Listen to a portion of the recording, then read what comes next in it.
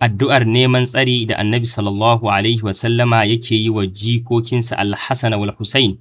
Kana an-nabiy sallallahu alaihi wa sallama yu'awwidhu al-Hasan wal Husayn wa yaqul Annabi tsira da amincin Allah su tabbata gare shi ya kasance yana nema wa jikokinsa Al-Hasan wal Husayn tsari, sannan kuma yana cewa inna abakuma lallai mahaifinku Annabi Ibrahim alaihi salam kenan, kakansu kenan, kana yu'awwidhu biha Isma'ila wa Ishaq, ya kasance yana nema wa ‘ya'yansa Isma'ila da Ishaq tsari da wannan kalmomi.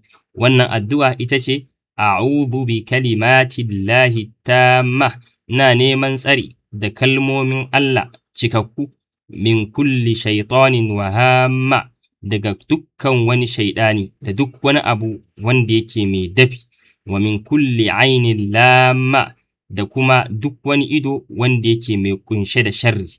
أعوذ بكلمات الله التامة من كل شيطان وهامة ومن كل عين لامة. yana da kyau mutum ya dinga yi wa ‘ya'yansa wannan addu'a ɗin.